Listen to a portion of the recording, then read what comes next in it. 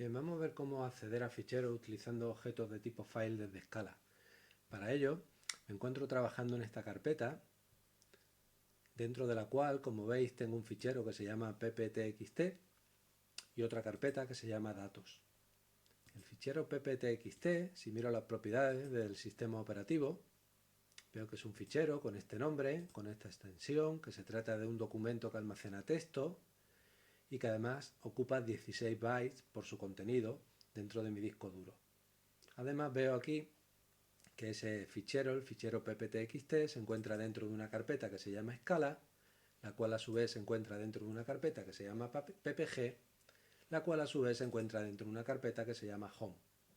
Y como estoy trabajando en Linux, esto no es Windows, pues la ruta completa, que me indica la ubicación de mi fichero, es esta, y no incluye al principio un nombre de unidad, porque en Linux no ocurre eso, ¿vale? Bueno, además de ese fichero, en mi carpeta de trabajo, como ya os he dicho, tengo otra carpeta que se llama datos. Vamos a entrar en ella y podéis ver que dentro de la carpeta datos hay un segundo fichero que se llama juantxt, que es otro fichero de texto que ahora ocupa 28 bytes y cuya ubicación es dentro de esta ruta, ¿vale? Bien, volvamos a la carpeta Scala. Entonces, si yo quiero acceder a estos ficheros desde un programa en Scala, lo primero que tengo que hacer es importar la biblioteca Java.io subrayado. Para acceder al fichero pptxt, que se encuentra en mi carpeta de trabajo, lo único que tengo que hacer es, mediante el constructor de la clase file, new file, construir un objeto pasando como parámetro una cadena de caracteres que tiene el nombre y la extensión de mi fichero. Ya lo tengo ahí, ¿vale? Fich1 es un objeto de tipo file que me va a permitir manipular el fichero pptxt. ¿En qué métodos puedo utilizar con un objeto de tipo file? Pues hay muchísimos y podéis consultarlo en la documentación online de la clase file de Java, ¿vale? Pero aquí vamos a ver los más importantes. Si yo tengo un objeto file, un método que puedo aplicarle es el método length. El método length lo que me va a devolver es el tamaño que ocupa el correspondiente fichero al cual me estoy refiriendo, tamaño medido en bytes. Pero además el resultado no va a ser de tipo entero, sino que va a ser de tipo long, ¿vale? Observar, he obtenido un long, que en este caso es 17. Mi fichero ocupa 17 bytes dentro del disco duro. Bien,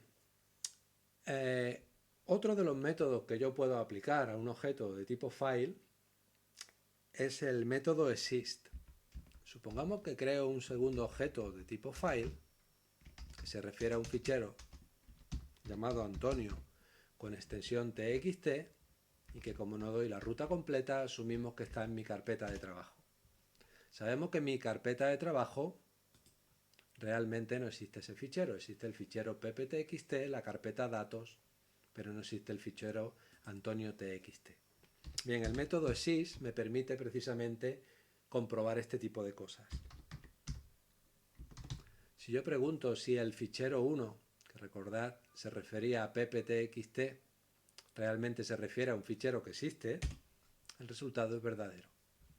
Pero si lo pregunto ahora para fich2, que se refiere a un fichero llamado antonio.txt que hemos visto que no existe, el resultado es falso. ¿De acuerdo? Bien, con un objeto de tipo file, no solo me puedo referir a un fichero, sino también me puedo referir a una carpeta. Creo un tercer objeto de tipo file que se refiere a algo denominado datos. Recordar que datos lo tenemos aquí, si existe, y no es un fichero, sino que es una carpeta. ¿Cómo puedo saber yo si un objeto de tipo file se refiere a una carpeta o a un fichero? Utilizando dos métodos. El primero de ellos es el método isDirectory. El método isDirectory va a devolver true si el objeto se refiere a una carpeta, como ocurre con fich3. Fich3 se refiere a datos y datos es una carpeta. Pero si el objeto, como le ocurría a fich1, no se refiere a una carpeta, fich1 se refería a un fichero, el resultado será falso.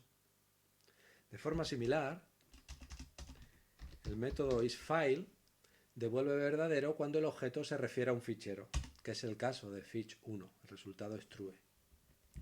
Pero si lo aplico a algo como fich3, que no se refiere a un fichero sino a una carpeta, el resultado será falso. Con estos dos métodos puedo comprobar si me estoy refiriendo a un fichero o una carpeta. Recordar que fich2 no se refería a un fichero llamado AntonioTXT, pero que realmente ese fichero no existía, ¿vale? Y por eso el exist de fich2 me había devuelto falso. Bien, para un objeto que se refiera a un fichero que no existe, como fich2, puedo utilizar el método createNewFile, que toma 0 argumentos, y si lo aplico, conseguiré que se cree tal fichero. Después de realizar esta operación, si vuelvo a mi carpeta, veré que ha aparecido un fichero nuevo, ¿vale? El fichero AntonioTXT, que antes no existía, se ha creado. Además, cuando yo creo un fichero con este método, con el método createNewFile, el fichero que se crea vacío, por lo cual su tamaño, si lo comprobamos aquí podemos verlo, van a ser 0 bytes, ¿vale? El fichero ahora mismo ocupa 0 bytes. Hay que tener cuidado a la hora de utilizar este método, porque solo se puede utilizar cuando el objeto que pongo aquí delante se refiere a un fichero que no exista, ¿vale? Si el método en esas circunstancias es capaz de crear el fichero, tal como ha ocurrido ahora, me devolverá verdadero. Pero si por algún motivo el método es incapaz de crear el fichero, acabará devolviendo falso para indicármelo. Bien, igual que con este método puedo crear un nuevo fichero que no existía, con este otro, con el método delete, puedo crear un fichero que ya exista. Fich1 se refería a un fichero que ya existía, era el fichero pptxt. Si a fich1 le aplico el método delete, si ahora me voy a ver el contenido de mi carpeta, veo que el fichero pptxt se ha borrado, ¿vale? Ya no existe. El método delete, cuando borra realmente el fichero, me devuelve verdadero para indicármelo, ¿vale?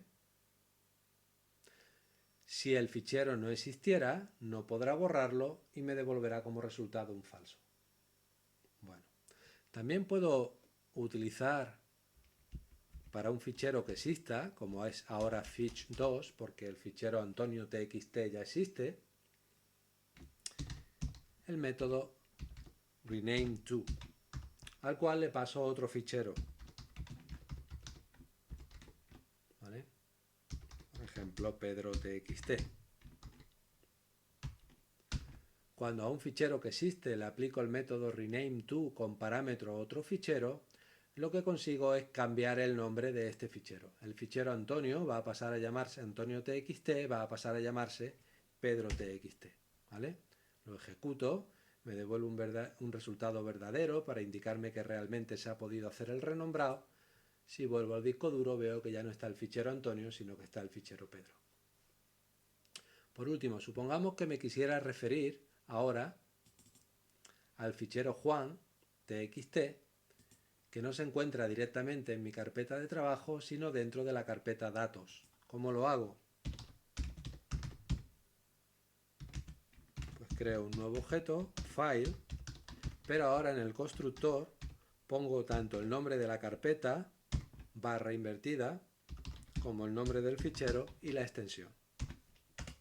Y con esto, con fich4, podría referirme al fichero Juan.txt que se encuentra dentro de la carpeta datos.